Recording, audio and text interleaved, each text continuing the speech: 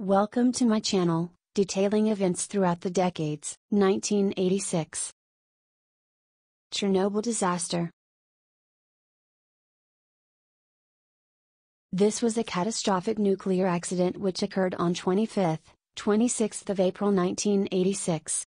The disaster occurred at Chernobyl nuclear power plant, near the town of Pripyat, Ukraine. During a late-night safety test, which simulated a station blackout power failure, safety systems were intentionally turned off. A combination of inherent reactor design flaws and the reactor operators arranging the core in a manner contrary to the checklist for the rest, resulted in the uncontrolled reactor conditions. Water flashed into steam, generating a destructive steam explosion and open-air graphite fire. In the early hours of April 26, the Chernobyl nuclear power plant in Ukraine exploded, creating what is described as the worst nuclear disaster the world has ever seen. Chernobyl had 4 reactors, which were designed and built during the 1970s and 1980s. A man-made reservoir, roughly 8.5 miles in size, fed by the Pripyat River, was created to provide cooling water for the reactors. The nearest town to the power plant was Pripyat, which housed almost 50,000 people during 1986. The power plant used 4 Soviet-design RBMK-1000 nuclear reactors. This design has now been recognized as flawed. RBMK reactors use enriched U-235 uranium fuel to heat water, creating steam that drives the reactor's turbines and generates electricity. Most nuclear reactors, water is used as a coolant, and to moderate the reactivity of the nuclear core. As the core heats up and produces more steam, the increase in steam bubbles in the water reduces the reactivity in the nuclear core. However, not in the RBMK-1000, which used graphite to moderate the core's reactivity, and keep a continuous nuclear reaction occurring in the core. As the nuclear core heated and produced more steam bubbles, the core became more reactive, not less, creating a positive feedback loop that engineers refer to as a positive void coefficient. The day before the disaster, plant operators were preparing for a one-time shutdown, to perform routine maintenance on reactor number 4. In violation of safety regulations, operators disabled plant equipment, including the automatic shutdown mechanisms. At 1:23 a.m., extremely hot nuclear fuel rods were lowered into cooling water, creating an immense amount of steam. Because of the reactor's design flaws, it created more reactivity in the nuclear core. The resultant power surge caused an immense explosion, that detached the 1,000-ton plate, covering the reactor core, releasing radiation into the atmosphere and cutting off the flow of coolant to the reactor. Seconds later, a second explosion, even greater than the first, blew the reactor building apart. This sent burning graphite and parts of the reactor core around the plant. This started a number of very intense fires around the damaged reactor and around reactor number 3. Reactor number 3 was still operating at the time of the 2 explosions.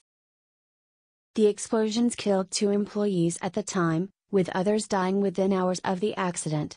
Over the next several days, emergency crews desperately tried to contain the fires and radiation leaks. The death toll started to rise, as plant workers succumbed to radiation sickness. Most of the radiation released was from iodine-131, cesium-134 and cesium-137. Iodine-131 has a short half-life of 8 days, but is rapidly ingested through the air. Cesium isotopes have longer half-lives of 30 years, and are a concern for years after they are released into the environment. It was on April 27 that the residents of Pripyat near to Chernobyl were finally evacuated. 36 hours after the disaster, by which time, many people were already complaining about sickness, headaches and other signs of radiation sickness. An 18-mile area was eventually closed around the power plant, and residents were told they would be able to return back to their homes after a few days, to collect their belongings. 28 workers from Chernobyl died within 4 months of the disaster. Some of these workers knew they were exposing themselves to the deadly levels of radiation, but desperately tried to secure the facility from any further leaks. Winds at the time of the accident were from the south and east. Much of the radiation traveled towards Belarus. However, Authorities were too slow at releasing this information to the rest of the world, but had to reveal the full extent of the disaster, only after alarms began to go off at a nuclear power plant in Sweden. Within 3 months, the death toll rose to 31, but it is thought the death toll would rise, due to an increased risk in thyroid cancer, which could be linked to the radiation exposure. However, today, the cancer death rates are much lower than first feared. Woodlands around Chernobyl were killed off by the high levels of radiation, and are known as the Red Forest, because the dead trees turned a bright ginger color. They were eventually pulled down and buried. The damaged reactor was sealed in a concrete sarcophagus, which was intended to contain the remaining radiation. Despite the contamination of the plant, Chernobyl continued to operate for many years after the disaster. Its last reactor was only shut down in December 2000. The power plant, Chernobyl and Pripyat became ghost towns, off-limits to people. However, even though these were off-limits, a few hundred former residents returned back to their homes, despite the risk of radiation exposure. Scientists, government officials and other personnel are allowed onto the site for inspections, and in 2011, Ukraine opened up the area to tourists, allowing people to see firsthand the after-effects of the disaster. Today, it is reported that wildlife is thriving in the woodlands surround the abandoned power plant, but this is no reason to think that the area has returned back to normal, or will at any point in the future.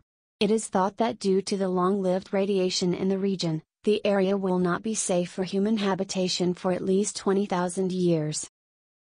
Around 200 people currently live in the exclusion zone, mostly elderly, who refuse to leave their home after the disaster. The concrete sarcophagus fell into disrepair years after being built. It was replaced with a movable metal structure in 2016. Forever remembering those who perished in this disaster, and for all those who were affected by this in the following years. May you never be forgotten. Thank you for watching and learning about events throughout history. Please subscribe to my channel, to view other events which have taken place throughout the decades.